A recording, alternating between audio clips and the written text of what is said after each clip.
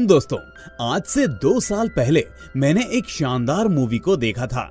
हो सकता है आप में से कई लोगों ने उसका नाम तो सुना हो, लेकिन उसे देखा ना हो।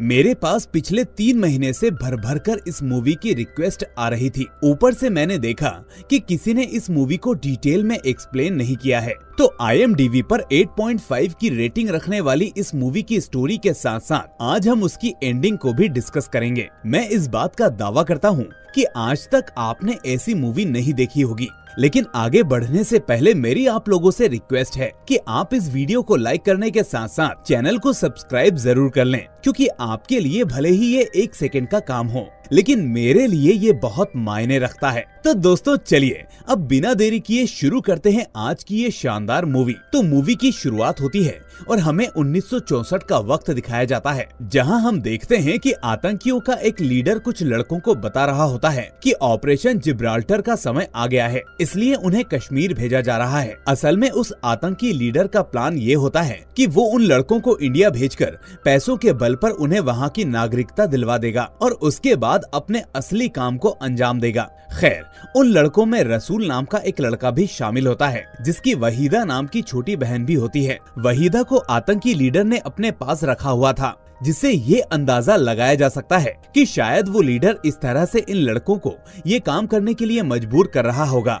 अब उन लड़कों को बॉर्डर पार करवाने के लिए भेजा जाता है, तो एक चेक पोस्ट पर पाकिस्तानी ऑफिसर अबू तारिक उन्हें रोक लेता है। वहाँ मौजूद दूसरा ऑफिसर उसे बताता है कि इन लड़कों को एक सीक्रेट मिशन के लिए भेजा जा रहा है, लेकिन तारिक को ऐसे किसी ऑपरेशन के बारे में पता नहीं था, इसलिए वो आने जाने की इजाजत नहीं देता। लेकिन तभी उसके पास एक सीनियर ऑफिसर का फोन आता है, जो उससे लड़कों को आगे जाने का ऑर्डर देने के लिए कहता है। सीनियर ऑफिसर कहता है कि ये कहीं भी रिकॉर्ड में दर्ज नहीं होगा, इसलिए तुम इसकी फिक्र मत करो। इस तरह ऊपर से प्रेशर की वजह से तारिक ना चाहते हुए भी उन लड़कों को बॉर्डर पार करने भेज देता है। अब यहाँ से कहानी 20 साल आगे जाती है और हमें आफरीन नाम की एक पाकिस्तानी लड़की को दिखाया जाता है, जो कि लंदन में रहकर पढ़ाई कर रही थी। उसे इंडिया और इंडियन लोगों से कितनी नफरत होती है, इस बात का पता इससे चलता है कि एक बार उसे एक इंडियन की कार दिखाई पड़ती है, जिसके अंदर इंडियन फ्लैग लगा हुआ था। तो वो पाकिस्तान जिंदाबाद कहते हुए उस गाड़ी में ही आग लगा डालती है। अब जिस आदमी की कार उसने जलाई थी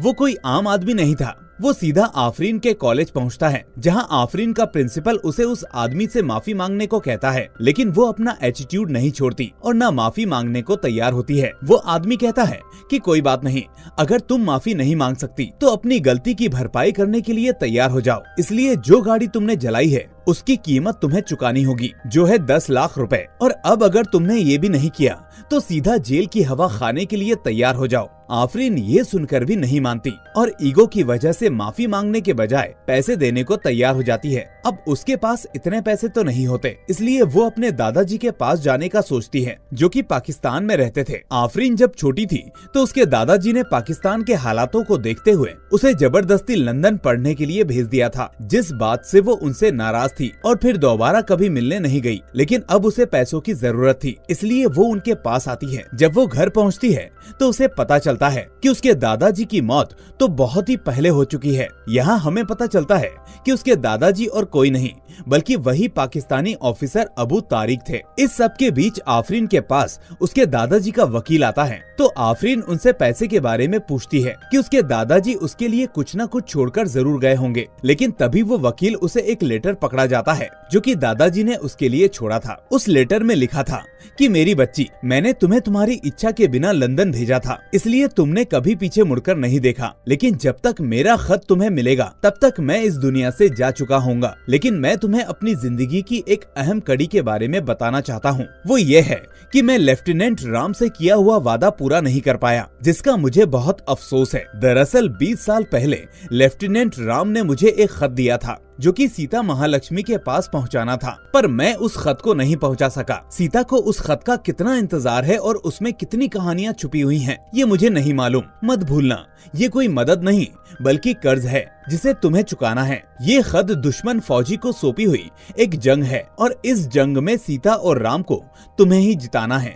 अब यहाँ आफरीन को कुछ भी समझ में नहीं आता कि आखिर ये चिट्ठी है किस बात की, आखिर दुश्मन मुल्क के ऑफिसर से दोस्ती कैसे हो गई। ये सब बातें आफरीन के गले से नहीं उतरती। क्योंकि उसके लिए इंडिया उसका दुश्मन था। इसलिए वो सभी बातों को इग्नोर करके फिर से पैसे मांगने लगती है, जिस पर वकील कहता है कि तुम्हें ये चिट्ठी सीता महालक्ष्मी के पास पहुंचानी होगी, उसके बाद ही तुम्हें कुछ मिल पाएगा, क्योंकि यही तुम्हारे दादाजी ने अपनी वसीयत में लिखवाया है। अब आफरीन के पास कोई रास्ता नहीं होता, क्योंकि वो माफी मांगना नहीं चाहती थी। इसलिए पैसे देने के लिए उसने सोचा कि सिर्फ ये चिट्ठी ही तो पहुंचानी है, वो पहुंचा दूंगी तो जायदाद मिल ही जाएगी। इसलिए वो इंडिया के लिए निकल पड़ती है और सीधा उस पते पर जाती है जहां उसे उस चिट्ठी को पहुंचाना था। उस चिट्ठी को असल में नूरजहां पैलेस पहुंचाना था, जो कि अब एक गर्ल्स कॉलेज बन चुका था। अब रिकॉर्ड्स चेक करने पर वहां कोई भी सीता महालक्ष्मी नाम की लड़की नहीं मिलती। फिर काफी जगह तलाशने के बाद भी उसे सीता के बारे में कोई जानकारी नहीं मिलती। तो आफरीन सोचती है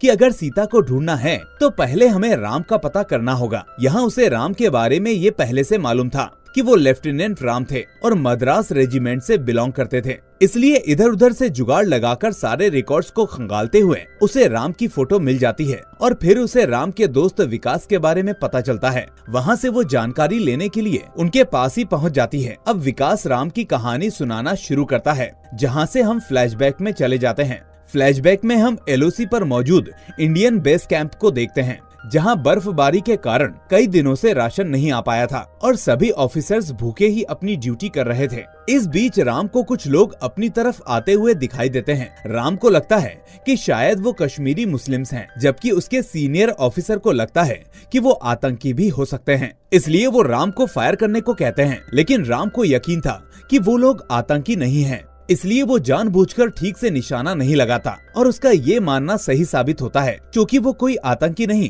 बल्कि आम इंसान थे जो उनके लिए राशन लेकर आए थे। यहाँ हम देखते हैं कि राम के सीनियर ऑफिसर विष्णु राम को कुछ खास पसंद नहीं करते थे, लेकिन राम को उनसे कोई दिक्कत नहीं थी और वो अपना काम बड़ी फुर्ती और ईमानदारी के साथ करता था। उधर आतंकी लीडर को खबर मिलती है कि वो सारे लड़के कश्मीर में सेटल हो चुके हैं। तो अब लीडर अपने साथी को एक फोटो देते हुए कहता है कि ये फोटो जमील तक पहुंचा दो और उसको बता दो कि वो इन सारे लड़कों की खबर इंडियन आर्मी को दे दे। अब जाकर यहाँ आतंकी लीडर का मास्टर प्लान समझ में आता है कि वो चाहता था कि इंडियन आर्मी उन लड़कों को मार दे, ताकि वहाँ रहने वाले आम लोगों को लगे कि आर्मी ने मासूम बच्चों को मारा है, जिसकी वजह से उनका भरोसा आर्मी पर से उठ जाए और वहाँ दंगे होने लगे। और यही था उसका ऑपरेशन जिब्राल्टर। अब आतंकी लीडर के प्लान के मुताबिक जमील ये खबर इंडियन आर्मी तक पहुंचा देता है। इसके बाद इंडियन आर्मी के सीनियर ऑफिसर एक मीटिंग में सभी को ये जानकारी देते हैं कि वो सभी लड़के 18 साल की कम उम्र के हैं। ऊपर से इतनी आसानी से जानकारी मिलना राम के मन में शक पैदा करता है। वो सभी को ये समझाता भी है, लेकिन उसकी बात कोई भी सीरियसली नहीं लेता। इसके बाद ऑफिसर विष्णु उन लड़कों के एनकाउंटर के लिए निकल जाते हैं। साथ ही वो इस मिशन के लिए राम को नहीं चुनते और बाकियों के साथ जाकर उन सभी लड़कों को मार गिराते हैं। असल में वो 4 नहीं 5 लड़के आए थे, जिसमें से रसूल वहाँ से भाग निकलता है। अब उन 4 लड़कों के मर जाने की खबर पूरे शहर में फैल जाती है, जिससे कि आम लोगों के अंदर गुस्सा भर जाता है और वो आर्मी पर पत्थरबाजी करना शुरू कर देते हैं। उधर राम उस आतंकी लीडर का प्लान समझ चुका था, लेकिन तब तक बहुत देर हो चुकी थी, क्योंकि सभी जगह दंगे शुरू हो चुके थे। राम सोचता है कि अगर जमील उनके हाथ लग जाए तो आगे का सारा प्लान पता चल जाएगा। इसलिए वो उसे ढूंढने के लिए जाते हैं, पर गांव में उन्हें कोई भी नहीं मिलता। बात ये थी कि आतंकी लीडर रेडियो के जरिए वहां पर मौजूद सभी मुस्लिम लोगों को इकट्ठा करके हिंदुओं और इंडियन आर्मी के खिलाफ भड़काने का काम कर रहा था, ताकि माहौल खराब हो जाए और बिना हथियार का इस्तेमाल किए वो एक दूसरे को मार डालें। खैर, इसके बाद वो लीडर लोगों को भड़काते हुए अगरता गांव को जला देने का ऑर्डर दे देता है, जहां पर बड़ी संख्या में सिर्फ हिंदू रहते थे। राम इन सब बातों को सुन लेता है और एक प्लान के तहत गांव के सभी लोगों को छुपा देता है। इस बीच भड़के हुए लोग मशाल लेकर आ जाते हैं और घरों को जलाना शुरू कर देते हैं। राम यहाँ सभी को समझाने की कोशिश करता है कि आप लोग सिर्फ मोहरे हो और जो बच्चे मारे गए वो सच में आतंकी थे, पर लोग राम की बात पर विश्वास नहीं करते और इस बीच राम के हाथ जमील लग जाता है। इसके बाद वो उससे सच उगलवा लेता है कि वो बच्चे वाकई में आतंकवादी थे। जिसे सुनने के बाद वहाँ खड़े सभी लोगों की आंखें खुल जाती हैं और जो आग उन्होंने लगाई थी अब वो उसको वापस बुझाने लगते हैं। इस तरह से राम ऑपरेशन जिब्राल्टर को नाकामयाब कर देता है। राम की इस सूझबूझ की तारीफ हर जगह होने लगती है, इसलिए ऑल इंडिया रेडियो से एक एंकर वहाँ उन सभी का इंटरव्यू लेने के लिए आती है, जहाँ राम बताता है कि उसका इस दुनिया में कोई नहीं है और वो अनाथ है। इसके बाद जब इस इंटरव्यू को ब्रॉडकास्ट किया जाता है तो वो एंकर अपने शो में श्रोताओं को बताती है कि कश्मीर में रहकर हमारी रक्षा करता हुआ एक अकेला सैनिक है जिसका नाम है लेफ्टिनेंट राम। राम कहता है कि वो अनाथ है और उसका इस दुनिया में कोई नहीं। वो कहता है कि उसका कोई परिवार नहीं है जो उसका इंतजार करता हो या जो उसकी फिक्र करता हो। इसलिए दोस्तों, राम का परिवार बनने की जिम्मेदारी हमारी है। वो हमारे देशवासियों की रक्षा करते हैं तो हमारी भी जिम्मेदारी होनी चाहिए कि हम उनको अपने परिवार में शामिल करें। इसलिए मैंने तो अपने बेटे राम को कल ही खत लिख दिया था और अब बारी है आप सभी देशवासियों की। इस शो के बाद हम देखते हैं कि राम के लिए 2-2 बोरे भरकर चिट्ठियां आने लगती हैं, जो कि देश के अलग अलग कोने से आ रही थी। धीरे धीरे उसका एक परिवार बन चुका था। किसी ने उसे अपना भाई मान लिया था तो किसी ने अपना बेटा। हर कोई उसे प्यार दे रहा था और बता रहा था कि वो अकेला नहीं है, बल्कि उसकी बहन, उसका भाई, उसके माता पिता उसके साथ हैं। राम सभी खतों को एक एक करके पढ़ता है और इमोशनल होते हुए पूरी रात बैठकर उनके जवाब भी लिखता है और फिर दूसरे दिन वो उन खतों को उनके पते पर पोस्ट कर देता है। अब धीरे धीरे इन चिट्ठियों का सिलसिला शुरू हो जाता है। इस बीच एक दिन उसे एक चिट्ठी नजर आती है जो कि उसने आज तक नहीं पढ़ी थी। वो उस चिट्ठी को खोलकर देखता है तो उसमें लिखा होता है कि तुमने ये कैसे बोल दिया कि तुम्हारा कोई नहीं, क्योंकि मैं तुम्हारी पत्नी हूँ। राम ये खत पढ़कर थोड़ा हैरान भी होता है और थोड़ा खुश भी। वो सोच में पड़ जाता है कि आखिर किसने ये चिट्ठी भेजी होगी। ये जो भी था, वो राम को सीता महालक्ष्मी के नाम से चिट्ठियां भेज रहा था। लेकिन एक दिक्कत थी, उस चिट्ठी में वो पता लिखा ही नहीं था जहाँ से वो चिट्ठी आती थी। तो इस तरह राम को सिर्फ लड़की का नाम पता था और पढ़ते पढ़ते राम सीता के लिए कुछ फील करने भी लगा था, क्योंकि सीता इस तरह से चिट्ठियां लिखती थी जैसे राम सच में उसका पति हो। अब एक दिन राम को चिट्ठी मिलती है जिसमें सीता बताती है कि आने वाली 12 तारीख को हैदराबाद में एक मैजिक शो है जिसे वो देखने जा रही है। राम हमेशा की तरह उस चिट्ठी को पढ़ ही रहा होता है कि तभी उसकी नजर लेटर पर लगे उस स्टैम्प पर पड़ती है जो दिल्ली की थी। ये देखकर राम अंदाजा लगा लेता है कि सीता जल्द ही दिल्ली से हैदराबाद जाने वाली है, इसलिए वो चिट्ठी लेकर सीधा दिल्ली आ जाता है और हैदराबाद जाने वाली ट्रेन में सीता को ढूंढने लगता है। अब काफी कोशिशें करने के बाद आखिरकार राम को सीता मिल जाती है। उसको देखते ही वो एक पल के लिए ठहर सा जाता है क्योंकि वो बहुत ही खूबसूरत थी। राम उसे कुछ खत पकड़ाते हुए कहता है कि ये सभी खत असल में आपके सारे खतों के जवाब हैं, क्योंकि आपने कभी अपना पता नहीं लिखा। यही वजह थी कि मैं खुद इनको लेकर यहाँ चला आया। सीता अब उन खतों को पढ़ती है जिसमें से एक खत में लिखा मिलता है कि राम अपने एक दोस्त के घर कुछ दिन रुकने वाला है, तो वो चाहे तो उससे आकर मिल सकती है। उधर राम अपने दोस्त दुर्जय के पास चला जाता है जो कि रामलीला में भी काम करता था। अब वहीं पर राम भी सीता के आने का इंतजार करता है। अगले दिन सीता सच में राम से मिलने आ जाती है, जिससे राम बहुत खुश होता है। इसके बाद वो अपने मन में छुपी हर बात उससे कहने लग जाता है। यहाँ सीता कहती है कि मैंने वो सारे खत इसलिए लिखे थे क्योंकि मुझे लगा कि हम कभी नहीं मिल पाएंगे और शायद ना मिले तो अच्छा है। खैर, सीता ये सब कह तो रही थी, लेकिन उसकी आंखें उसके शब्दों को झूठा साबित कर रही थी। फिर भी वो राम से बस दूर रहने का कहकर वहाँ से चली जाती है। इसके बाद कहानी प्रेजेंट में आती है, जहाँ राम के दोस्त विकास आफरीन से कहता है कि इसके आगे क्या हुआ ये मुझे नहीं पता, लेकिन राम के साथी दुर्जय को जरूर पता होगा, इसलिए आपको उसके पास जाना चाहिए। इसके बाद हमको पता चलता है कि राम के सीनियर ऑफिसर विष्णु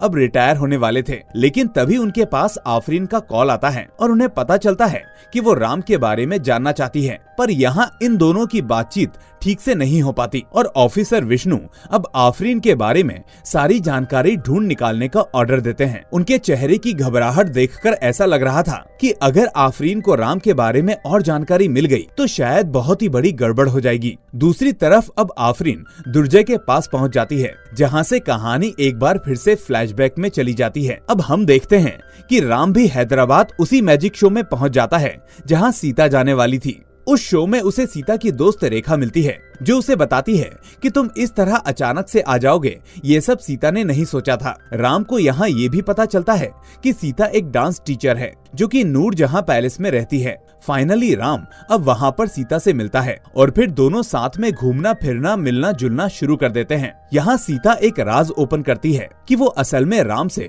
उस ट्रेन में मिलने से पहले भी मिल चुकी है। राम इसके बारे में और पूछता है तो वो बताती है कि हम असल में सबसे पहले कश्मीर में मिले थे। ये बात सुनकर राम पूरी तरह से चौंक जाता है क्योंकि उसकी नजर में ऐसा कुछ हुआ ही नहीं था। तभी कहानी एक छोटे से फ्लैशबैक में जाती है जहां हम देखते हैं कि सीता अगरता गांव में मौजूद होती है और ये ठीक वही वक्त होता है जब दंगाइयों ने अगरता गांव में आग लगा दी थी। सीता वहां पर घूमने के लिए गई थी पर अब इस दंगे में फंस गई थी, लेकिन तभी वहां राम आ जाता है और उसे बचा लेता है। इस मोमेंट पर आग की वजह से सीता ने अपना फेस कवर कर रखा था, जिस वजह से राम उसका चेहरा नहीं देख पाया था, लेकिन सीता ने राम को देख लिया था और उस समय से ही वो राम को चाहने लगी थी। यही वजह थी कि वो उस रेडियो शो के बाद उसे खत लिखना भी शुरू कर देती है। ये सच्चाई जानने के बाद अब राम को सीता से और भी ज्यादा प्यार हो जाता है और सीता तो राम से प्यार करती ही थी। इस बीच राम सीता से सच में शादी करने का सोच लेता है, इसलिए वो जुगाड़ करके कैसे भी नूरजहां पैलेस के अंदर पहुंच जाता है क्योंकि उसे ये मालूम था कि सीता वहां पर प्रिंसेस को डांस सिखाती है। राम सीता के पास पहुंच जाता है और उसके सामने शादी का प्रस्ताव रखते हुए कहता है कि इतने सालों तक उसके पास ना तो अपना घर था और ना अपना परिवार, इसलिए अब वो चाहता है कि हर छुट्टी में सीता उसका इंतजार करे और वो तुमसे मिलने आए। वो कहता है कि मैं नहीं जानता कि मेरी नौकरी छोटी है या बड़ी, पर अगर तुम हाँ कर दो तो मैं तुम्हें अपनी रानी बनाकर रखूंगा। लेकिन हम देखते हैं कि सीता इस प्रपोजल से एकदम घबरा सी जाती है और बिना कुछ बोले वहाँ से भाग जाती है। अब कहानी यहाँ से प्रेजेंट में आती है और हम देखते हैं कि दुर्जय आफरीन को सीता का फोटो दिखाता है। ये वही फोटो होती है जो राम ने खींची थी। अब आफरीन उस फोटो को लेकर वापस उस गर्ल्स कॉलेज में जाती है जहाँ पर नूरजहां पैलेस हुआ करता था। वो वहाँ इसलिए जाती है ताकि उस फोटो को दिखाकर वो पता कर सके कि सीता नाम की कोई लड़की वाकई में थी भी या नहीं। अब उस जगह पर कदम रखते ही उसे एक बड़ी सी फोटो दिखाई पड़ती है, जिसे देखते ही उसके तो होश ही उड़ जाते हैं। उसकी आंखें बड़ी और मुंह खुला का खुला रह जाता है क्योंकि वो सामने वाली दीवार पर जिसका फोटो देख रही थी वो और कोई नहीं बल्कि सीता थी और उसके नीचे सीता महालक्ष्मी नहीं बल्कि राजकुमारी नूरजहां लिखा था। इस तरह अब यहाँ एक राज खुलता है कि सीता ही नूरजहां थी, पर ये बात कभी उसने राम को पता ही नहीं चलने दी। और अब एक बात और क्लियर हो जाती है कि इस वजह से अबू तारिक की भेजी गई चिट्ठी वापस आ जाती थी क्योंकि सीता महालक्ष्मी नाम का असल में कोई था ही नहीं। अब दूसरी तरफ हम देखते हैं कि ऑफिसर विष्णु विकास के पास पहुंच जाते हैं और उससे आफरीन के बारे में पूछताछ करने लगते हैं। अब आफरीन ने विकास को ये बताया था कि वो लंदन से आई है और एक किताब लिख रही है, पर विष्णु कहता है कि वो लड़की झूठ बोल रही है क्योंकि वो असल में पाकिस्तान से आई है और वो तारिक की पोती है। अब कहानी यहाँ से फिर से फ्लैशबैक में चली जाती है जहाँ हम देखते हैं कि राम जिसे रानी बनाकर रखना चाहता था वो पहले से ही रानी थी। सीता यानी नूरजहां को बच्चों से बेहद प्यार था। वो उनकी देखभाल के साथ साथ उन बच्चों की पढ़ाई के लिए भी बहुत कुछ करती थी। साथ ही रानी होकर भी वो एकदम साधारण तरीके से रहती थी। हमें दिखाया जाता है कि राजकुमारी नूरजहां राम से जुड़ी सारी बात रेखा को बताती है, जो उसे यही सलाह देती है कि तुम्हें उसे सच बता देना चाहिए, नहीं तो वो बाद में और भी ज्यादा दुखी होगा क्योंकि सीता तो असलियत में है ही नहीं। पर सीता यानी नूरजहां राम से सच में प्यार करती थी और उसके साथ ही रहना चाहती थी, लेकिन उसका किसी आम इंसान से प्यार करना उसके भाई को बिल्कुल भी पसंद नहीं आता और उसके दिमाग में यही बातें चलने लग जाती हैं। वो सोचने लगती है कि शायद उसे वो खत लिखना ही नहीं चाहिए था। इसके बाद हम देखते हैं कि ओमान देश में फाइनेंशियल क्राइसिस आ जाती है, जिस वजह से वहाँ के सुल्तान वहाँ पर मौजूद सभी इंडस्ट्रीज को अपने कंट्रोल में ले लेते हैं, जिसमें से नूरजहां के घराने की इंडस्ट्रीज भी होती हैं। इसके चलते नूरजहां का भाई अकबर परेशान हो जाता है कि अब वो क्या करेगा। यहाँ सभी उसे सलाह देते हैं कि अगर हम सुल्तान के बेटे की शादी नूरजहां से करवा दें तो हमारी संपत्ति बच सकती है। इस तरह अब सारा भार नूरजहां के ऊपर आ जाता है और सभी उससे ये उम्मीद करने लग जाते हैं कि अगर वो शादी कर ले तो सब कुछ ठीक हो जाएगा। पर नूरजहां तो राम से प्यार करती थी, उसे कुछ समझ में नहीं आता कि उसे क्या करना चाहिए। अब हम देखते हैं कि राम एक बार फिर से सीता से मिलने आता है क्योंकि उसे लगता है कि शादी की बात करने में उसने बहुत ही जल्दबाजी कर दी है। वो कहता है कि सीता, पहले तुम मुझे पहचान लो तो ज्यादा अच्छा रहेगा। जबकि उधर सीता तो अलग ही धर्म संकट में फंसी हुई थी। वो चाहकर भी कुछ भी बता नहीं पा रही थी, क्योंकि एक तरफ वो राम के साथ रहना भी चाहती थी, पर दूसरी तरफ उसके ऊपर ही उसकी फैमिली की जिम्मेदारी भी आ चुकी थी। राम के वापस जाने में जब बस 4 दिन ही बचे थे, तो जितने लोगों ने उसे चिट्ठी लिखी थी वो उन सभी से मिलने का सोचता है। वो सीता को साथ चलने के लिए कहता है ताकि वो राम को और अच्छे से समझ पाए। खैर, थोड़ा सोचने के बाद सीता भी चलने को तैयार हो जाती है, क्योंकि वो जानती थी कि शायद इसके बाद वो राम से कभी भी नहीं मिल पाएगी। अब अपनी सारी फैमिली से मिलने के बाद राम के जाने का समय आ जाता है, तो वो सीता को बताता है कि कल रात मेरी ट्रेन है, तो मैं उम्मीद करता हूँ कि तुम मुझसे मिलने जरूर आओगी। अब सीता ने राम से आखिरी बार मिलने का सोचा तो था, पर उस वक्त ओमान से कुछ लोग आ जाते हैं और बताते हैं कि वहाँ के राजकुमार ने नूरजहां को पसंद कर लिया है, जिस वजह से सीता वहीं फंसी रह जाती है और राम बेचारा उस स्टेशन पर इंतजार करता रह जाता है, जिससे कि फाइनली दोनों आखिरी बार एक दूसरे से मिल नहीं पाते और इस बात से राम सीता से नाराज भी हो जाता है। उधर हम ये भी देखते हैं कि एक पत्रकार नूरजहां के पीछे लगा रहता था और उसने नूरजहां की कई सारी फोटोज खींची थी, जिसमें कि वो राम के साथ मौजूद थी। इस वजह से उस रिपोर्टर को अब एक मसाला वाली न्यूज मिल गई थी कि राजकुमारी नूरजहां एक आम इंसान के प्यार में है। इसके बाद वो ये खबर अखबार में छाप देते हैं और ये खबर धीरे धीरे हर जगह पहुंच जाती है। फिर ओमान के लोग अकबर से सवाल करने लगते हैं कि क्या ये खबर सच है या झूठ। अकबर जब सभी के सामने नूरजहां से ये सवाल करता है, तो इस बार किसी की परवाह किए बिना वो सच बोल ही डालती है। वो कहती है कि वो राम से प्यार करती है और इसके बाद नूरजहां सारे बंधनों को तोड़ते हुए सीता बनकर राम से मिलने के लिए कश्मीर पहुंच जाती है। सीता को देखकर राम बेहद खुश होता है, जिसकी उसने कभी उम्मीद नहीं की थी। अब यहाँ से कहानी प्रेजेंट में आती है, जहाँ हम देखते हैं कि आफरीन नूरजहां की दोस्त रेखा के पास पहुँच गई थी और वहाँ से उसे पता चलता है कि नूरजहां लंदन में है। अब आफरीन जब लंदन में फोन करती है तो उसे पता चलता है कि वो अभी कश्मीर गई है और हर साल वो इसी वक्त वहाँ जाती है। अब आफरीन उससे मिलने के लिए कश्मीर रवाना हो जाती है, लेकिन वहाँ पहुँचते ही आर्मी ऑफिसर्स उसे अरेस्ट कर लेते हैं। ऐसा इसलिए होता है क्योंकि ऑफिसर विष्णु ने ऑर्डर दे रखे थे कि आफरीन कहीं भी मिले तो उसे गिरफ्तार कर लिया जाए। इसके बाद ऑफिसर आफरीन से सवाल करने लग जाते हैं कि तुम देशद्रोही राम को क्यों ढूंढ रही हो, जिसकी वजह से हमारे 32 जवान मारे गए। आखिर तुम उसके बारे में क्यों जानना चाहती हो। आफरीन को समझ ही नहीं आता कि अब तक जिसके बारे में वो अच्छा सुनते आ रही थी, अचानक से वो देशद्रोही कैसे बन गया। तभी वहाँ ऑफिसर विष्णु आ जाते हैं और उससे अकेले में बात करते हुए कहते हैं कि राम देशद्रोही नहीं था और मुझ पर तुम्हारे दादाजी अबू तारिक और राम के बहुत सारे एहसान हैं जिनको उतारा नहीं जा सकता। इसके बाद कहानी यहाँ से दोबारा फ्लैशबैक में चली जाती है, जहाँ हम देखते हैं कि राम और सीता एक होटल में गए होते हैं, तो वहाँ पर सीनियर ऑफिसर विष्णु भी अपनी पत्नी के साथ आए होते हैं। उनको देखकर ये दोनों भी उनके साथ ही बैठ जाते हैं कि तभी अचानक से विष्णु के सर पर एक लड़का बंदूक तान देता है, जो और कोई नहीं बल्कि वही लड़का रसूल होता है, जो इतने दिनों से बदला लेने के लिए घात लगाकर बैठा हुआ था। अब यहाँ राम की होशियारी से वो लोग रसूल को पकड़ने में कामयाब हो जाते हैं और फिर गुड और बैड कॉप का खेल खेलकर विष्णु रसूल के सामने बुरा ऑफिसर बन जाता है, जबकि राम इसके अपोज उसका हमदर्द बन जाता है ताकि रसूल उस पर भरोसा कर सके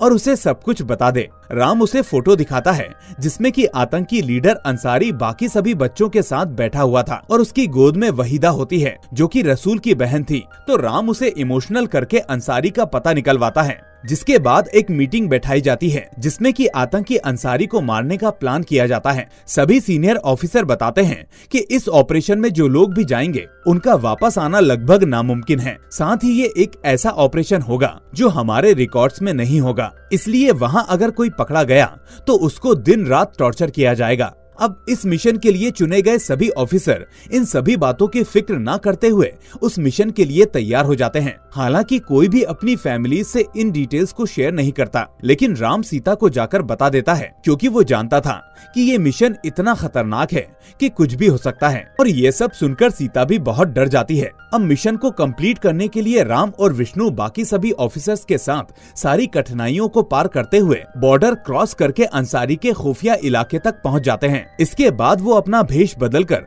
अंसारी के आदमियों को एक एक करके मार देते हैं और फाइनली राम भी अंसारी तक पहुंच जाता है और उसके सीने में गोली दाग देता है। वहीं पास में एक कुरान भी रखी होती है जिसे राम उठाकर अंसारी के सीने पर रख देता है। वो कहता है कि अगले जन्म में शायद तुम इसका सही मतलब समझ पाओगे। मिशन कंप्लीट होने के बाद सभी लोग वहाँ से जाने लगते हैं कि तभी राम को किसी छोटी बच्ची के रोने की आवाज सुनाई देती है। उस घर में आग लग चुकी थी और आवाज वहीं से आ रही थी। राम जल्दी से घर में घुस जाता है और छोटी बच्ची को बचा लेता है, जो कि कोई और नहीं बल्कि वाहिदा होती है। विष्णु भी राम के पीछे पीछे आ गया था, लेकिन तभी वहाँ पाकिस्तानी ऑफिसर अबू तारिक आ जाते हैं और उन दोनों को पकड़ लेते हैं। अब वहाँ पर उन दोनों को टॉर्चर करना शुरू कर दिया जाता है, जिस बीच उनके पास अबू तारिक आते हैं और कहते हैं कि अगर तुम उस बच्ची को बचाने के चक्कर में नहीं पड़ते तो शायद आज तुम मिशन कंप्लीट कर चुके होते और तुम अपने देश में होते। अब तारिक वहाँ के बाकी ऑफिसर से थोड़े अलग थे और किसी के साथ गलत होते नहीं देख सकते थे, इसलिए वो उनको खाना खिलाते हैं और कपड़े भी पहनने को देते थे। अब इतने दिनों तक वापस ना लौटने पर विष्णु की पत्नी और सीता सीनियर ऑफिसर से सवाल जवाब करने लग जाती हैं। वो पूछती हैं कि वो लोग कहाँ गए हैं और अब तक वापस क्यों नहीं आए। ऑफिसर उन्हें कुछ भी नहीं बताते और ये कहते हैं कि दोनों अपनी मर्जी से बैरिक छोड़कर चले गए हैं। अब तारिक राम के पास आते हैं और अखबार पढ़ते हुए कहते हैं कि अब तुम लोग अपने ही मुल्क में डिजर्टेड सोल्जर घोषित कर दिए गए हो, यानी कि तुमने गुमनाम बलिदान दे दिया है। अब दूसरी तरफ नूरजहां अपनी पहचान का इस्तेमाल करते हुए प्रेसिडेंट से लेकर प्राइम मिनिस्टर तक फोन लगा डालती है। वो सीनियर ऑफिसर के पास भी जाती है और उनके पैर पकड़ते हुए कहती है कि मैं नूरजहां नहीं बल्कि राम की पत्नी सीता हूँ, आप मुझे बता दीजिए कि वो कहाँ हैं। सीनियर ऑफिसर उसके दर्द को समझते हुए बता देते हैं कि हम लोग अपने मिशन में कामयाब हो गए थे, लेकिन राम और विष्णु को पाकिस्तानी आर्मी ने कैप्चर कर लिया है। इसके बाद हम देखते हैं कि इंडियन एम्बेसी से एक ऑफिसर पाकिस्तानी ऑफिसर से मिलते हैं और वो कहते हैं कि आपका एक ऑफिसर हमारे यहाँ कैद है, तो हम उसे आपको सौंप देंगे और साथ में आप भी हमारे 2 जवानों को हमें वापस कर दो। ये डील पाकिस्तानी ऑफिसर को पसंद आ जाती है और वो अपने प्रेसिडेंट से बात करने को तैयार हो जाता है। ये सब असल में तारिक की वजह से हो पाया था, क्योंकि वो चाहते थे कि वो दोनों अपने मुल्क वापस चले जाएं।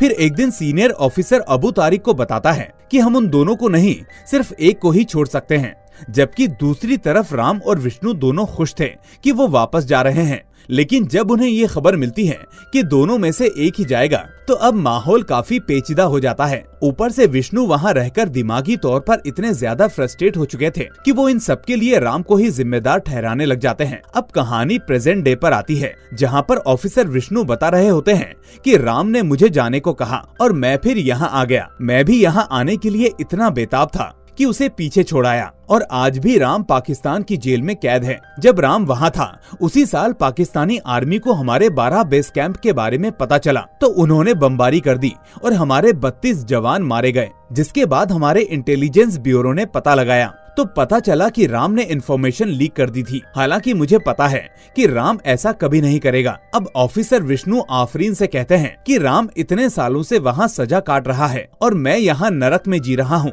लेकिन इन सब की वजह तुम हो, क्योंकि जिस बच्ची को राम ने बचाया था वो तुम ही हो। ये बात सुनकर आफरीन शॉक हो जाती है और उसे पता चलता है कि जो बच्ची राम ने बचाई थी उसे अबू तारिक ने ही गोद लिया था, जिसका नाम उन्होंने आफरीन रख दिया था। अब आफरीन को दादाजी के खत में लिखी वो बात याद आती है कि इस खत को सीता तक पहुंचाना तुम्हारा कर्ज है, जिसे तुम्हें ही चुकाना है। अब जाकर उसे समझ आता है कि वो इन सभी चीजों से कैसे जुड़ी हुई है और आज अगर वो जिंदा है तो सिर्फ राम की वजह से। अब हम देखते हैं कि सीता कश्मीर में होती है। वो वहाँ हर साल आती थी क्योंकि राम के साथ उसकी यादें वहाँ से जुड़ी हुई थी। उधर आफरीन को तो पकड़ लिया गया था, लेकिन इस बीच बालाजी खत लेकर सीता के पास पहुँच जाता है और 20 साल पहले जो खत सीता को मिल जाना चाहिए था, आखिरकार अब जाकर वहाँ से मिल ही जाता है। खत में लिखा हुआ था कि हमारे चांद जैसी खूबसूरत कहानी का ये आखिरी पन्ना है। ये खत मिलने में तुम्हें जरा देर हो गई है। तुम नाराज होगी, लेकिन तुम्हारी नाराजगी देखना मेरी किस्मत में नहीं है। दुनिया मेरे बारे में ना जाने क्या क्या बोल रही होगी, लेकिन तुम अपने यकीन पर यकीन रखना,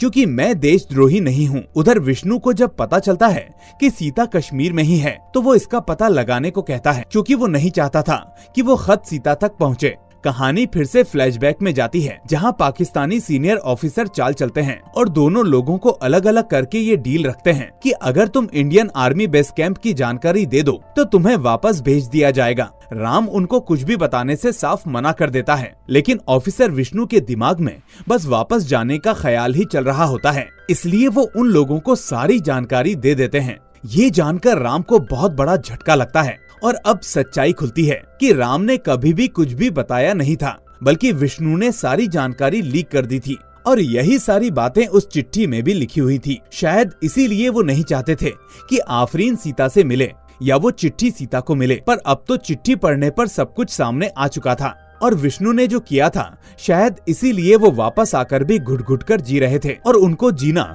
नर्क में जीना जैसा लग रहा था। राम ने ये खत तब लिखा था जब उसको फांसी होने वाली थी। लिखने के बाद उसने वो खत अबू तारिक को दे दिया था ताकि वो उसे सीता तक पहुंचा दे। इसके बाद सभी को ये पता चलता है कि राम अब जिंदा नहीं बल्कि उसे उसी समय मार दिया गया था। सीता को खत में पेपर की कटिंग मिलती है जिसमें उसकी ही खबर छपी हुई थी और यहाँ सीता को पता चलता है कि इस खत को लिखते वक्त राम को पता चल चुका था कि वो कोई आम लड़की नहीं बल्कि प्रिंसेस नूरजहां है। अब हम देखते हैं कि ऑफिसर विष्णु खुद की जान ले लेते हैं क्योंकि उन्हें इस बात का पछतावा हो चुका था। अब आफरीन सीता से मिलती है और उसे गले से लगा लेती है। साथ ही उसे ये भी पता चलता है कि राम अब जिंदा नहीं है। अब हम देखते हैं कि राम के ऊपर से देशद्रोही का कलंक हटा दिया जाता है और उसे पूरे सम्मान के साथ सम्मानित किया जाता है। और दोस्तों, इसी के साथ ये शानदार मूवी यहाँ दी एंड हो जाती है। तो दोस्तों, आपको ये मूवी कैसी लगी हमें कमेंट करके जरूर बताएं। अगर वीडियो पसंद आई हो तो इसे लाइक करके अपने दोस्तों के साथ शेयर करना ना भूलें। अगर आप चैनल पर नए हैं तो चैनल को सब्सक्राइब करके नोटिफिकेशन बेल भी दबा लें ताकि ऐसी ही मूवीज जब मैं अगली बार लेकर आऊं तो आप उसे मिस ना करें। अब मैं मिलूंगा आपसे अगली ऐसी ही शानदार वीडियो के साथ। Till then take care and thanks for watching.